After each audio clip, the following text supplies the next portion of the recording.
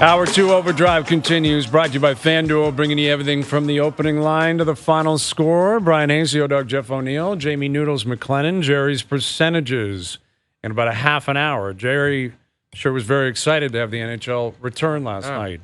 And we got a bunch of games tonight. All 7 Canadian teams are playing. We've got, 3 different all-Canadian matchups tonight? Toronto versus Montreal, Vancouver, Edmonton, Winnipeg, Calgary, and then Ottawa's down in Carolina. So, it's a lot of Canadian content tonight. And Chicago's, I think, back-to-back in Boston tonight. In Boston tonight. Home opener for the Bruins. Quite a start for them. The back-to-back, and then they're Montreal, Toronto, and then Colorado. Yeah, that's a tough start. Dude. Credit to them. They battled last night. Bedard, it was just an awesome scene the whole night. It looked good. It was a really cool scene. And I credit the NHL for getting that right. I think you got to have that. You got to have him playing opening night. Dude, for a heater, they got the heater lineup right in the States for opening night. And they're doing the same tonight. Yeah, exactly. And tonight it is more about the Canadian content. Yeah. Like you mentioned, Leafs, Habs, maybe mix it up. The reason is because the other network, this is what they want. This is what you're looking for tonight. Toronto, Montreal, the Canadian matchups. You start with a bang, and you go from there. Yeah. And listen, it'll be a good atmosphere down there tonight. The pregame, it'll get loud with, I think, more so the new additions, Domi, Bertuzzi, Reeves, Klingberg. We haven't seen him a lot in the preseason. Yeah, I'm interested to see how he settles in or fares, because you're right. We didn't see much of him in the preseason at all. Mm-hmm.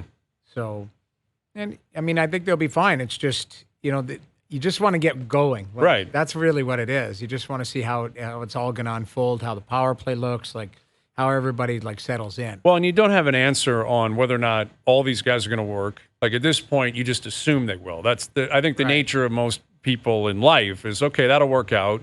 This will work out. It's not going to. Not every new player is going to fit. There's going to be mistakes. There's going to be things that simply don't work out. That's why I think it's a difficult practice to compare and contrast opening night this year to opening night last year, because a lot of that also is, Leaf fans looking back saying, I don't like Justin Hall, so he's out. Yeah. Well, we'll see. Maybe you don't love John Klingberg. This city's got a long history of picking one defenseman that they really don't like. Dude, that's religion. I'm not kidding. It is. It is. My whole life, there's been one guy. That guy's got to go. I only thought it was Larry Murphy. No, he was the most extreme. Dude. It happens on October 15th every year. Every person wakes up at the same time and goes, I hate that defenseman at the same time. It's the same guy and the same hatred. Yeah. There's a secret society that gets together. All right, who are we picking? Yeah. Who's the guy? Ago, they all woke up and they're like, Commissaric, I hate you. Yep. And then, Dion got it by the end. People were not overly happy with him. What about Ugly Face? No, they never really. Caber was a great Leaf. Caber was a great Leaf. We love Caber, but when he scored on himself, I feel like that was a... The end was maybe got a little bit. They didn't give him the hate, but I think they came to the conclusion that maybe it was time. The marriage was over. He was part of the Muskoka Five. I believe I don't know if he technically was or not. But by the end of it, the guys like McCabe, Sundin. Who was responsible? It's the last time I'm going to ask. I don't know. The Muskoka Simmons? Five. Mike Johnson. I don't know. Mike Johnson named them the Muskoka Could have been Five. Johnny. Could have been. It's possible. I don't even know why it was termed that. Sundin probably never been to Muskoka. No. Maybe he probably was. Probably was, but functions it just seemed like a good handle, I guess. Muskoka But I'll Five. bet you Johnny will remember his childhood. I remember in the Todd Gill used to be a guy people would turn on. Todd Gill, Jamie McCowan. I love Gilly. No, I know. I'm not saying everybody, but there'd be the one guy. Larry Murphy, the most extreme example. Literally run out of town into a cup in a Hall of Fame. Here's Mike Johnson, our TSN Hockey analyst. Are you a part of this secret society in Toronto that picks the one defenseman that everyone's supposed to hate every year? It's like the mailman knocks on everyone's door and said, don't forget to hate on Larry Murphy. This year, we're going after Timothy Liljegren. Yeah, Yep. no, it's funny how that happens. It's not just Montreal, or not just Toronto, but it happens in Montreal as well. I remember the year I played there, it was Sergei Samsonov. For whatever reason, was a guy that the fans sort of turned on. It just sort of becomes something organic. Maybe there's a bit of a concern, and then it turns into something louder. Then it just becomes cool. People who don't even have any idea why you might want to boo Todd Gill, just start booing Todd Gill because everybody else is, and nobody knows why. But generally speaking, that's they're not right to do it, and hopefully it wouldn't happen to a player this year. But I remember it so well. Like Larry Murphy, every time he touched the puck, he got booed. I mean, I was teammates with Murphy for like 2 days, but and then he went on and won 2 cups partnering with Lidstrom. Like I guess. Well, why did they hate him so much? Because he just he was slow, and the team was no good. The team wasn't. He was good. paid a lot, and he was a slow player, so he got burnt on a team that never had the puck. He still was a good player, but it just he's an easy guy to latch onto as a target for your venom. Right. Aki Berg, your boy Aki. Aki Berg. Oh, the other one, did Aki take heat? Joe from the bridge sent. He goes, Corey Cross took some. Yes, Corey Cross. I love Corey. Yeah, He's a friend of mine. Yeah, I don't think Crosser got it that bad. He didn't play enough. Like he wasn't here. Like Aki Berg played for a number of years and was like a mainstay in the lineup. Dude, and it makes me sick because playing with Aki Berg, he's the sweetest guy you'll ever meet in your life. Just works his ass off, likes a cold beer, and just wants to play hockey. And to hear that nonsense, it's awful. Disappointing in retrospect. It is. And the way we got to this conversation, Johnny, was, it's difficult to really compare and contrast tonight's lineup with last year's lineup. Everyone's trying to do it. Are they better this year? Are they worse or whatever? And it's like you have a steeped-in impression of Justin Hall as a Leaf. You don't yet of John Klingberg. Like, it's not all these guys are going to work. Domi, Bertuzzi, Klingberg, Fraser Minten, they're not all going to fit and be great. So I just think it's premature to really even have an opinion on that until we see it for at least 10 to 15 games. Well, it's easy to say, well, of course they're better. Look how good Bertuzzi was in the playoffs. Look what Max Domi could do. He had 72 points in Montreal last year. John Klingberg, not everyone's got, you're right. Not everyone has their best year all the time. Not everyone will thrive in a new environment. Fraser Minten might not be here a month from now. Matthew Knight might not score 30. Like, he might, but he might not. You kind of have to wait and see how it all fits together.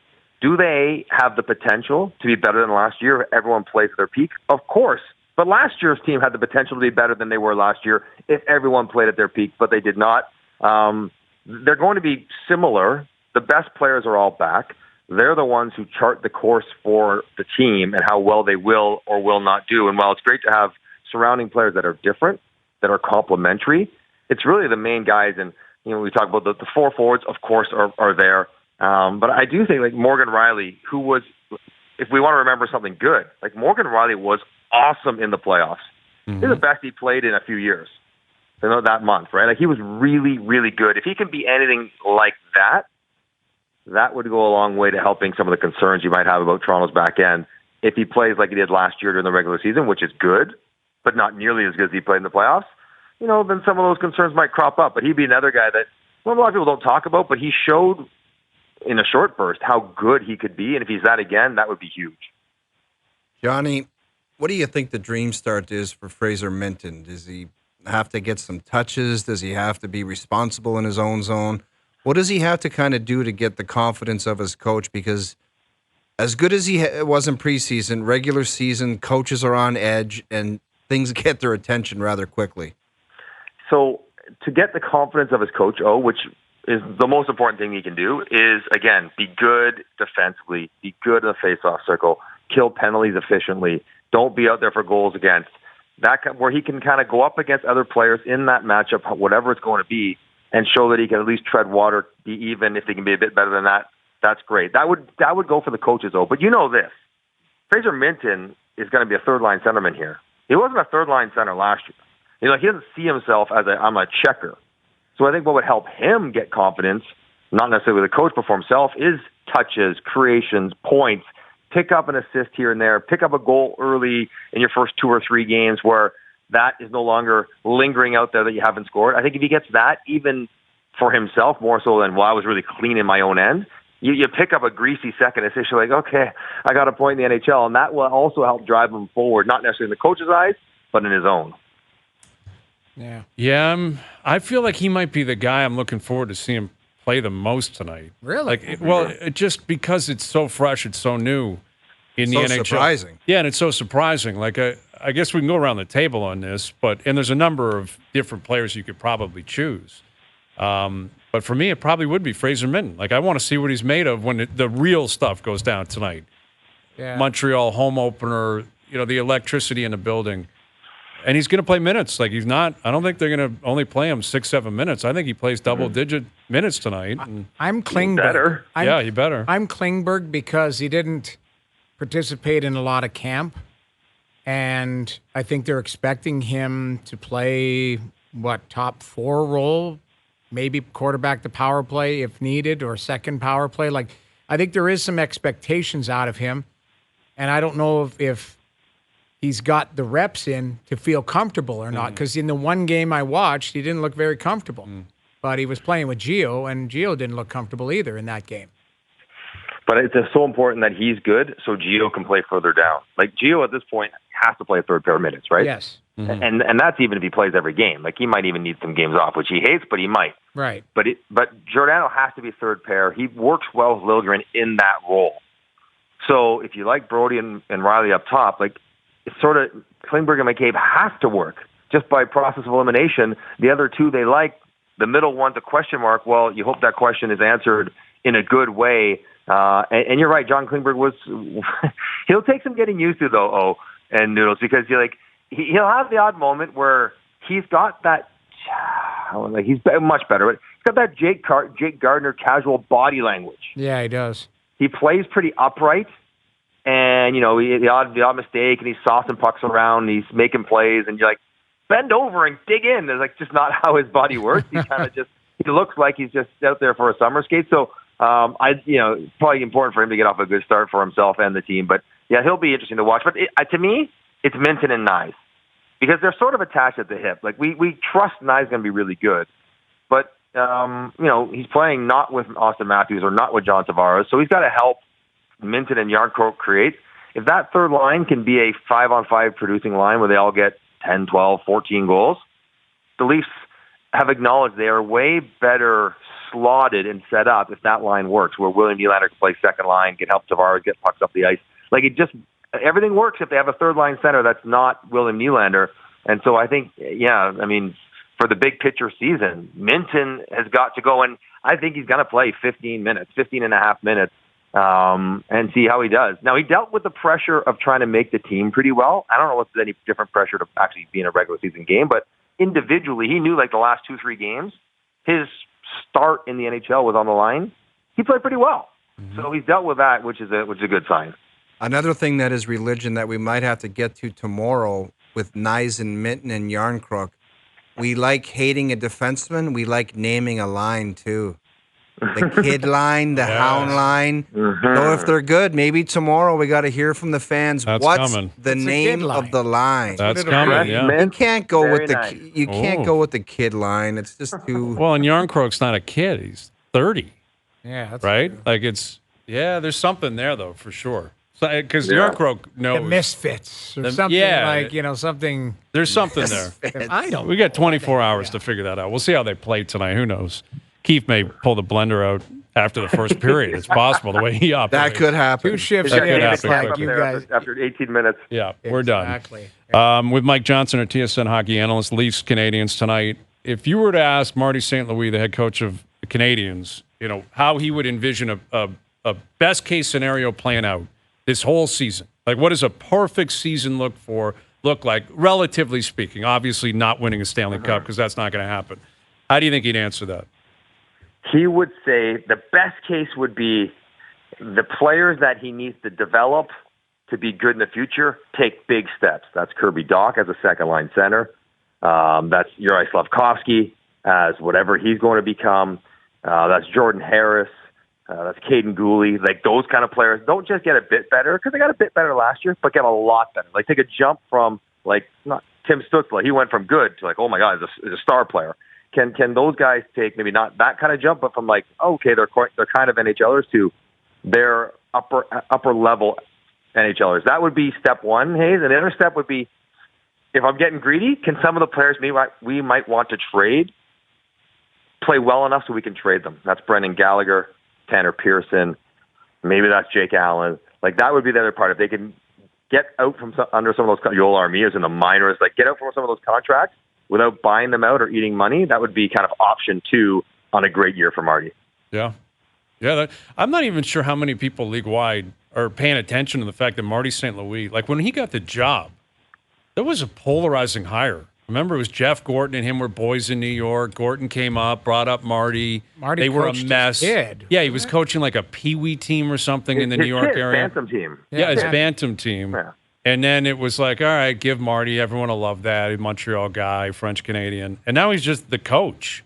Like, it's just been Done a established. pretty good job there if you look at it. I think the one thing, Johnny, you're around them a lot, so you can speak to this, but the one thing I get from the outside is the guys really have embraced Marty's creative, I guess, the way he looks at the game. You hear stories all the time of him working with guys. They would have to like anybody. But it's more about development. Like, if he's all of a sudden showing Cole Caulfield something that a regular coach couldn't because they don't have the vision to show him, and he's doing it. I mean, I get the sense that he not only was he a breath of fresh air, but he was tactically, he thinks outside the box, and he's helping these guys individually develop.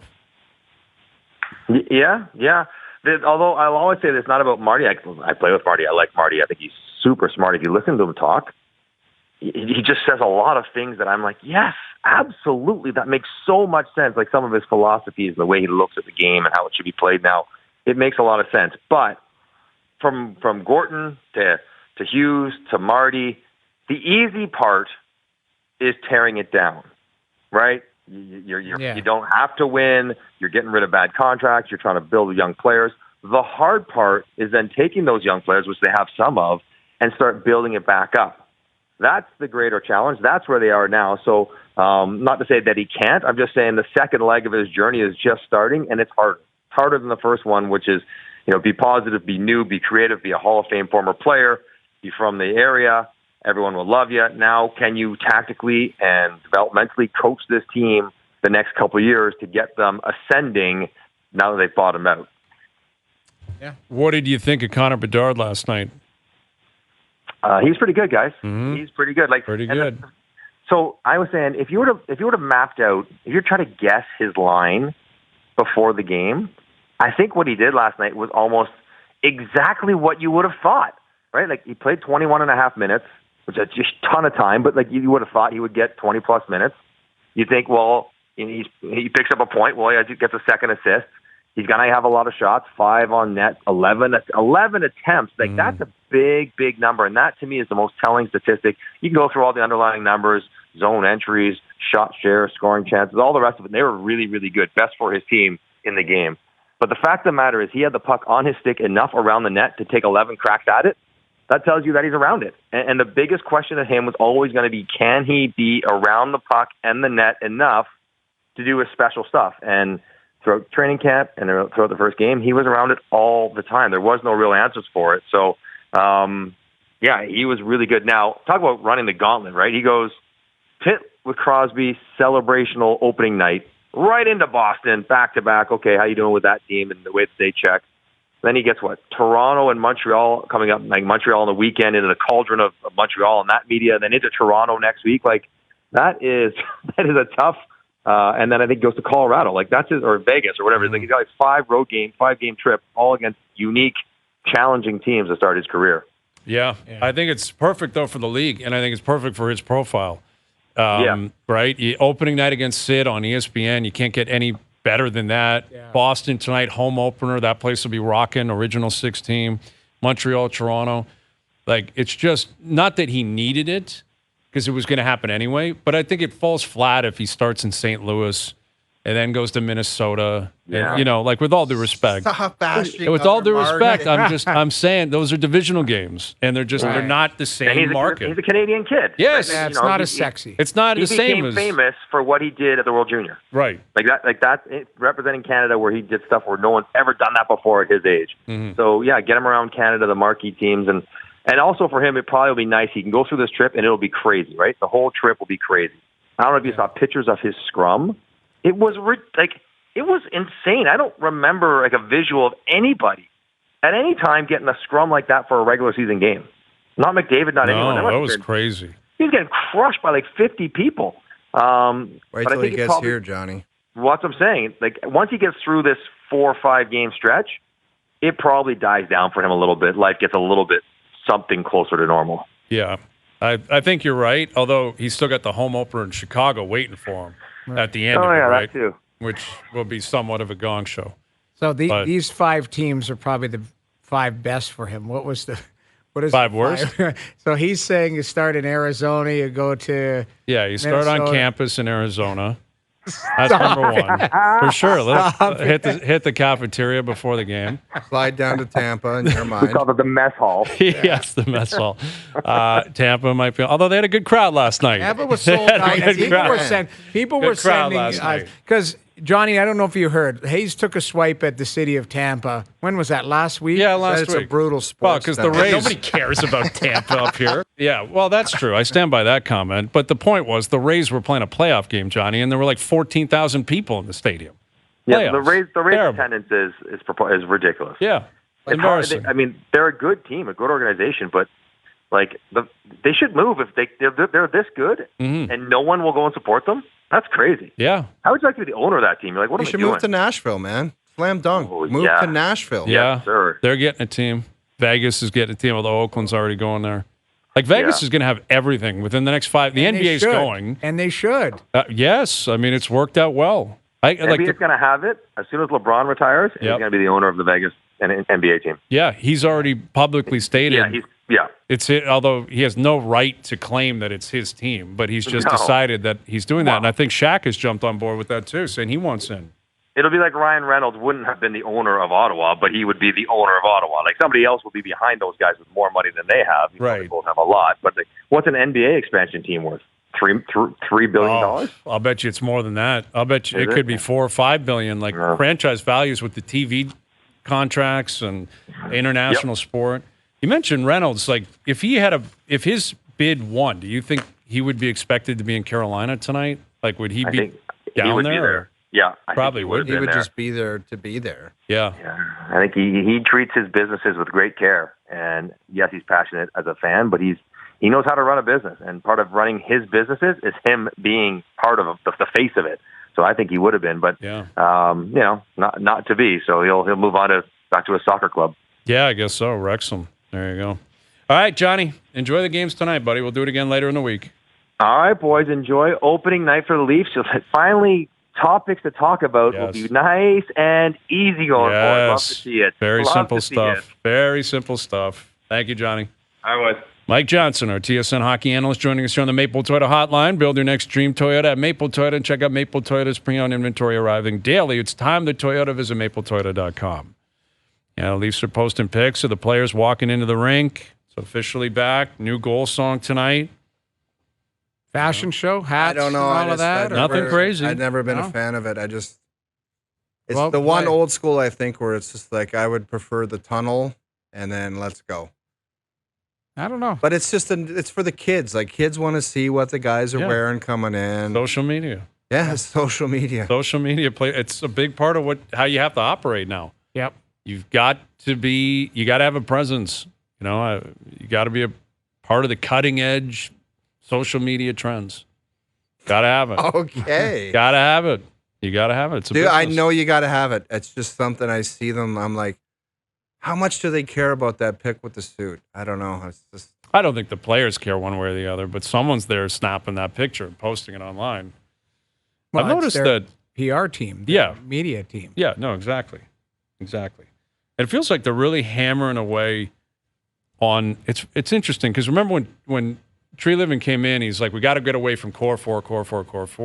And it feels like more than ever they're profiled. And I think Morgan Riley's been included more this year. I don't know if you thought the same thing. Like the Sobeys commercial and all that, the going down to the Rogers Center and taking BP before the game. You would include Tavares in that. Like maybe they're trying to make it a core five, but again, I'm just looking at the pictures being posted. It's Tavares, Matthews, Riley, Marner. It's not Nyes, Klingberg, Ryan Joseph Reeves in Wall. there. Yeah, Joseph. You know, it's the big boys, Yeah. which is the way it should be. I mean, that's what people want to. That's what people are attracted to, so to speak. That's what Superstar gets players. you clicks. That's what gets That's you what gets you clicks. Yep. All right, Gerry's percentages coming up. Darren Dreger still to come later this afternoon as well. And some interesting data coming in courtesy of the NBA. They're pushing back on something. This could be groundbreaking stuff, not only in the NBA, but across sports. We'll tell you about that as well. OverDrive continues. TSN 1050 and on the TSN app. You're going to want to hear this. Gerry's percentages. I don't love being commissioner as much as I used to. I actually love it even more. That's the voice of a Hall of Famer. Are you kidding? Have you been out drinking? You're all pigeons. Filthy, filthy pigeons. It's Gerry. Gerry. All right, here we go. You knew it was coming. Gerry's percentages, right? You had the NHL start last night. All 7 Canadian teams going tonight. Gerry, I'm sure in a very good mood. Very excited. Hockey fans around the world. All jacked up. You guys ready to go? Let's do it. I believe Gerry was in Vegas last night for the Expansion Bowl and the unveiling of Gerry's most beloved Stanley Cup banner. Hit the town after the game with my boy Mark Davis and his goofy salad. And let's just say Vegas will never be the same. Did you see Mark Davis at the airport playing the slots? I can't like this guy more than I do. I mean, I love Mark Davis. He was so into the penny slots at an airport. Yeah. Why is he even at an airport? Why isn't he a private Exactly. third? The guy's got to be, his net worth has got to be in the billions. He owns an NFL franchise. You can't lose money. You can't. And he's in white pants. He's playing penny slots. His hair is wild. Offside. There was a viral video of him recently where fans were walking by the owner box, because it's kind of different in like his stadium in Vegas. Yeah. Where he's like he's with the crowd basically. He's right there. He was swearing up a storm. He was. Night. Well, because people were yelling about McDaniels. So, like, get rid of this guy. He stinks. And he snapped back at a fan. Yeah. Like, he doesn't have a care in the world. No. He could not care less. Mark Davis and Gerry in Vegas last Flip night. phone, PF Chang's. Yeah. That's a lifestyle, man. It's a lifestyle. All right, let's get to the takes here. Yeah. One of the rookies on the Maple Leafs will be nominated for the Calder this season. And Gerry's got a sneaking suspicion the Who will surprise everyone. Ooh, what does that mean? Because most people would, I guess, suggest Matthew Nyes would be the obvious one. Maybe Wall. Maybe Could be Joseph Wall. Wall. Maybe Fraser Minten. Is it possible? Just got to be nominated, not win it. Got to be up there on the stage, right? One of the top 3 rookies. I'm high What are on the this chances? because of this market. You So think if I got- the narrative will get going? If Matthew Nyes scores 20-plus goals, you know that this fan base will. That's right. And I think the he could media score that goes 20 with it. goals, too. Yeah, which is fair. So why would he not be included in that But the one conversation? thing that has to be factored into this is there's 31 other teams. Doesn't matter in this fan base. You Yeah, know but that. like Bedard's getting one. If Yes. he's healthy, that's one of the 3. Right, So- but I'm saying that's. Yeah, no, It's you're fair right. to say you're that right. one of these young kids have a good season on a good team. Why wouldn't they be? Like, Was Bunting nominated? yeah, but he was 45 years old. No, I know. I And just I can't remember. It was a nonsense. Like, why would they like? It was his 7th year of pro. I know, but he qualified. Yes, he qualified I just- because he hadn't played enough. I couldn't was remember. nominated? I couldn't Yes. remember if he was nominated. Yes. I remember it being a discussion, but he wasn't going to win it. but he got nominated. Some of the voters around here, Yeah. they wanted him to win.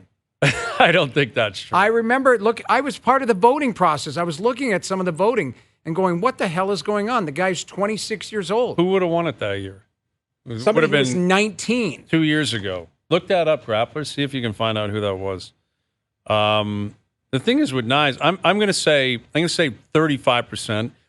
Because he could move up the lineup, right? Like if he plays with Matthews and or Tavares on a line or something, then you start talking the Bunting situation, racking up points. Yeah, but he's a Matthew good Nyes player. is a good player. Like I wouldn't bet against that. Like I think he's capable of being in that conversation. I really because like I him think as he a can be player. 20 I goal like a scorer bunch of the more. Yeah. players, but I'm going to consider the size of the league. Yeah. I'm going to say 30%. Okay.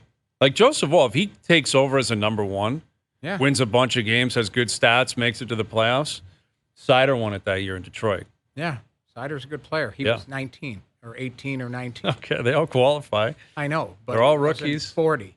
That's the thing. It wasn't there a 40-year-old Russian that won it one year? That was the original Makarov year. or whatever. Makarov, I think it was. That's had when to they changed the rules. Like the guy's That wasn't his pro fault. for He came 35 over. years. He Yeah. may have lied about his age. Who knows? Coming back over. Yeah, I don't know what the backstory of that was, but he had a great year. Yeah. He ended up winning the Sergei Rookie of the Year. Makarov. I think it was like, Makarov. In Calgary. I think he was 30 years old, won Rookie of the Year. Well, Panarin was like 25. He might have been 31 or something. But he was, I think he was in his 30s, I believe. Grappler checked that, but I think he was like 32 years old. He played on like the Red Army. Yeah, exactly. And he comes over the NHL and wins Rookie of the Year. Yeah, just There's dominant 18 and man 19-year-olds strength. standing there. He's Kramer at the dojo. That's what he was. He was 31. Yeah, he was 31. Turning 32 in the summer, I'm sure. Rookie of the Year. I'm 40% on this for Nyes. 40%. Or Nyes or Joseph Wall. Minten is not. I think. Hey, Gerry realistic. said the Who might surprise. Yeah, he is looking into his crystal ball. There you go. That buffoon Hayes must have loved watching Bedard dangle last night. And everyone better get used to it, because he's putting up a point per game average this season. Point per game. I got to go all in because I've been all in on him for every single hit, every single combo. Oof. I'm not going to go my usual Gerry all in. Mm-hmm. I'm going to go 85%. He's a point a game player. Dude, he's basically told to go out there in the power play and stay out there until it's over. Yeah, played 21 minutes last night. He's going to play a lot of minutes. Dude, he shoots it from everywhere too. I thought there was 5 or 6 chances where he didn't shoot it where he could have or should have. Yeah, he was a little bit like, even on the power play, I thought he had a couple one-time opportunities where he went back up the umbrella instead of just wiring it. I can see him doing it. I think the league sorts you out though too. Like, give him 100%. I'm not giving him 100%. I'm thinking more of I told you before, you don't have the stones. No, I have the stones to. I'm not jumping on the bandwagon like everybody else. I think he's 75 after one points, game. 70, 75 points, which is still a hell of a season. Now, if he gets injured, it could be a point a game too, right? He plays 55 games, has 57 points. That would count. I'd like to get. I'm high on this, but I will say 68%. All right, I'm going to say 30%, which is still a lot for an 18-year-old in the league. I mean, his point total, I think. What was it on FanDuel? Like 69.5 or something like that. Like he had a really good game last night. He had a point. He's going to have some games that are outrageously productive and fun and entertaining. He's still 18. I know Chicago won last night. Good for them. They're not going to be a good team this year. It's a tough league. 30%. Oh! 30%. Mike Shapiro will continue the front office theme of throwing John Snyder under the bus. That son of a gun, Ross Atkins, sure did a nice job of it. This is a good one, man. Shapiro's speaking tomorrow, and Gerry is suggesting the same narrative continues. Not in the room. John Snyder makes the call. I'm going to say 0% he does that. I think you get full clarity, responsibility, integrity, all the things you want from a leader tomorrow. Shapiro's going to bring it. Okay. 0%. I'm the other way. I think the narrative, he sat down with Atkins and they had a plan, and Atkins went first. He's next. Shame on him if he does the same thing. Yeah, How could you I'm do 100%. I'm 100% it continues. How could you do it? Because Atkins is his boy. Schneider is not his boy. Like, Atkins is a Cleveland guy. Okay, but let me ask you this. Do you think the guy's dumb? You said no earlier. He may try to dance around it more delicately. But he has to have an understanding of the pulse of the city, the Blue Jays market, on what the thought of that organization is right now. He'd be crazy not to. And crazy not to attempt to try to rectify what happened on Saturday. Well, if he wants to, like, if Ross Atkins is going to have any chance of surviving here, he's got to back him up. Yeah, Because if you reverse it and flip it and say Atkins, I don't know what the hell that guy was talking about, then he loses all credibility in the market. Now there's a disconnect going, okay. Who's running the show here? And who's telling the truth? Yes. So I think he's going to back him up. I think there'll be a lot of, like, misdirection, like, hey, you know what? Like, not look at the new seats. Not going to do that. But I think there's going to be a 100 level next year. It's going to be a word salad. That's what it's going to be, a word salad. It's going to sound good, look good, but you're not going to get. It'd be very political. Insanity to go into any kind of word salads or people left asking questions or longtime reporters sending out tweets saying, I have no idea what the hell just happened. clarity, honesty, and figure it out tomorrow. You're nuts if you don't do that. Here's the thing. You can double down, back Atkins. They don't have to talk to the media or anything for another For months. And by the way, if it you're goes away. don't tweet out afterwards. You're still left with ask them during the presser. I don't know if it's kind of like don't bother asking that or don't be controversial, but don't get on the Twitter machine after. Fire out the questions and get what you need to know if that's the approach you want to go with. Yeah, and if they allow it. I mean, some Right. of these teams give it to you one more. Like the Toronto teams are famous for that. What if he came out with the Seattle line? Remember the GM, was it Seattle? Gerry DePinto. Yes. Yeah, it's all about 54%. You should be thanking us. Thanking us. Thanking us for putting Kikuchi in there. Yeah, and guess what DePinto had to do? He changed his underpants and said that was terrible. He changed his underpants. Because he saw the reaction. Yeah. That's right. When you put it that way, you make a great point. Changed his underpants. Jerry's got a keen on for talent, so I'm calling the Super Bowl right here, right now. Niners versus Chiefs in Vegas. Mark Davis and Gerry will be doing serious work that week, and you know exactly what I mean. Mark Davis and Gerry. Wow, what a duo in Vegas. The Niners are the clear-cut best team in the NFC. Chiefs, I think they hold claim to that. They probably should. 4-1 Chiefs, 5-0 Niners. Jerry's saying it's over. We'll see you at the Super Bowl, those two teams. I'm going 90% on that. That's kind of goofy even. That's goofy high, but they're just both that good. They're Miami both that got good. something to say, though? Possibly. Bills still? Oh. Possibly. That's why I didn't go Philly? the full hunch. I think the Eagles are still – Eagles are undefeated too, They're man. lurking? Yeah, They're like lurking? they're a quiet 5-0. Like everyone's like, something doesn't feel real. What's going on with the pushing at the goal line? They're a pretty good team too, man. They were in the Super Bowl as well. Yeah. I'm 70% playing the field. That's what it is. Mm-hmm. Those two seem like they are. Seems like it's destined. moving in that direction. Eagles' perfect record too, no? Yeah, they're 5-0. Yeah. That's what I'm saying. Like Philly's 5-0, and people are sleeping on them. I think it's more so because the Niners have been so dominant, Yes. so good. Yeah, they're crushing teams. Yeah, and including you beat up on the Cowboys on a Sunday night. People are going to pay attention. That to was a statement. Yes. That was. And a lot of people were just crapping on Dak, too, Yeah. saying he can't get it done. That Mike McCarthy takes a lot of heat. When the Cowboys lose, man, does he take heat? Jerry Jones. Him and Dak just like people the love fest for Dak, and then when it goes south, they turn on that guy. He's a polarizing guy, right? Someone told me that, and they're right. There's two extremes. They either look like the best team in football or a complete dumpster fire. Yes. Like there's no middle ground. Yeah. If they lost to the Niners 27-24, you're like, oh, all right. Field goal, Yeah, whatever. no, they got smoked. They lost to Arizona, but then what did they do? To the Jets. What did they do? Week 1, they won 41-0 in New York. It's one or the other. It's just two extremes. I'm going to say 49%. I'm just into the minority here. It's 5 weeks. Yeah. Let's see what happens the rest of the way. If there's injuries, That's true. but I understand why people, and Gerry included, would say that's kind of where it's trending. Austin Matthews and Mitch Marner combined for 200 points this season. 200. 200. I'm gonna go 97% on that. Yeah, I mean, They're both like Pretty they much. kind of they're in the not heater last years couple of years. Yeah. Well, they didn't combine for it last year. We're close, weren't they? Marner still hasn't hit 100 points. He was 99, and what was Austin? 97 and 99 for Marner the last 2 years. Yeah. Oh, yeah. Mitch is getting to 100 at some point. I'm bracing for it this year. Matthews at 85. Now, he was injured. He missed 8 games, but that's not that close to 200 combined. I think they both bounce back. I think I'm going to say 100%. There you go. I think Mitch Marner hits 100 points. If he plays 80 games this year, I think he hits 100. I'm going to go 85. I think Matthews bounces back injuries, in a big way. Who knows?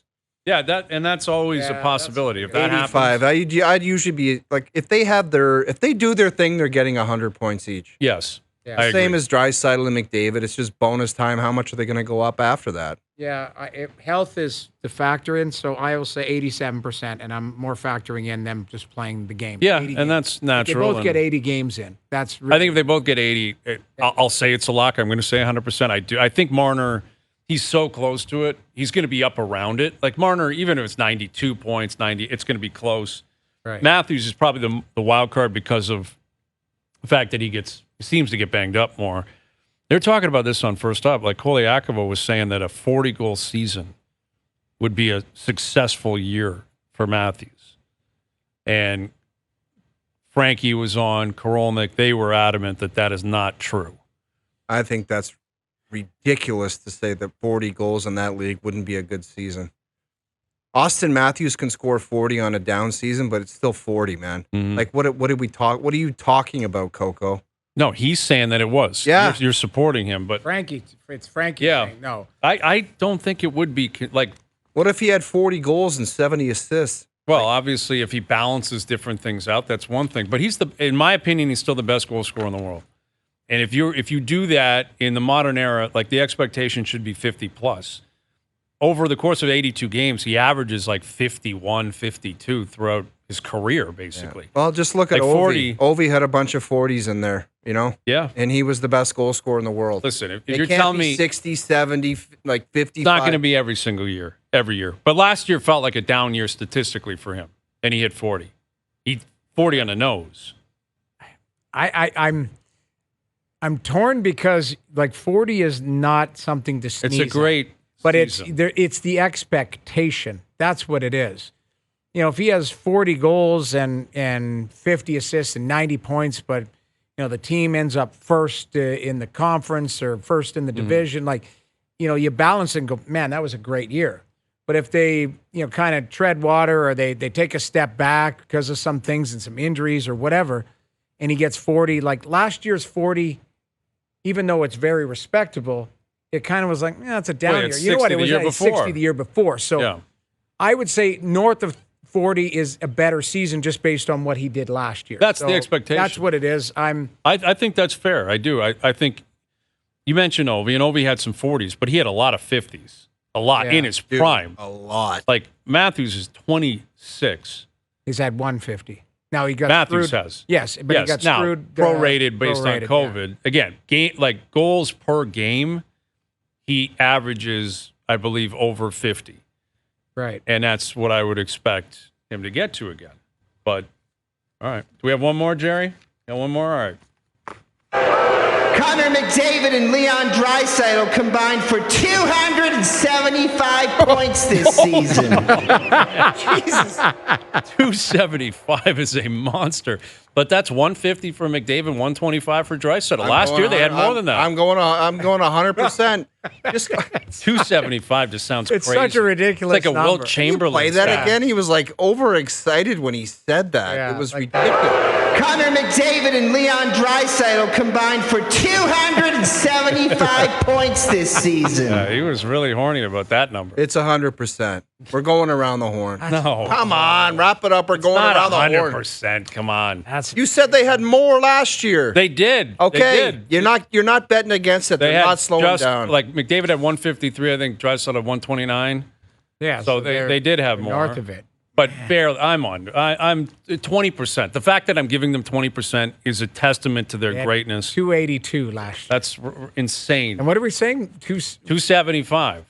Combined 275. 100%, dude. I'm I'm 20%. Oh no, 20%. I'm high. Put me on the put me on the record. 78%. They can do No. it. It's just Of course they can, but are they going to do it? Dude, you hate the repeat greatness. You just think, No, it's a one. I'm You think bracing- everything's a one-off. I think every player at some point has a career year. Yes, that is a fact. And I think that happened with McDavid last year. I hope I'm wrong. I hope he has 185 points. That'd be incredible. But if he has 140 and Draisaitl has 122, yeah. it's under the number. There's you still know the year before that, he got 100 points in 50-something the games. COVID year he did, yes. Yeah. 156. Yeah, 100 points in 50. It's incredible. Games. And last year he had the same like points per game statistic. So 2 of his last 3 years, he's basically at 150 points. So remarkable. Hope it continues. Yeah. Great. All right, Darren Dreger still to come. Some crazy chants at that Pittsburgh game. The offensive coordinator for the Steelers is getting roasted by fans during a Penguins game. Canada? Yes. Gerry Canada, I think is his name. Gerry. They hate him down there, and they're winning the division right now. Yeah, it is weird. They're leading the AFC North, I believe. So we'll get into that and more still to come. And a new story coming out from The Athletic about where the NBA stands on load management. We'll tell you about that as well. OverDrive continues. TSN 1050 and on TSN 4. All right, TSN 1050's Leafs lineup is your chance to win Leaf tickets every week all season long. Every weekday, we'll announce a current or former Maple Leaf player. On Fridays, you'll have a chance to call in and name the Leaf lineup of the week. Name all the players in the lineup. You'll score a pair of tickets to an upcoming Maple Leaf game. We were off Monday, so only a 4-pack of players this week. They're shorthanded. Perfect guy for tonight. Today's player is Austin Matthews. All right. Penalty kill specialist, Austin Matthews. This week, we're giving away a pair of tickets to see the Leafs play the Blackhawks. After last night, that's when you want. Be a hot ticket. Well, I'm curious, how many opening draws he gets. I thought it was cool last night that, was it Kelly Sutherland? Yeah, Sutherland said, good luck. Mic'd up, welcome to the league, Yeah. which is cool. It's him and Sid. Now he goes to Boston. I don't even know who their number one center will be in Boston. It would have been Bergeron. Obviously, it's not tonight. Right. Maybe Zach or something. But if he comes to Toronto, is it Matthews? Does he start every single game? Yeah, he might. I don't know. I mean, I guess that's up to Luke Richardson. But final hour coming up. Leafs Habs tonight. We'll continue to tee it up. OverDrive continues. TSN 1050, soon to be up on TSN 2.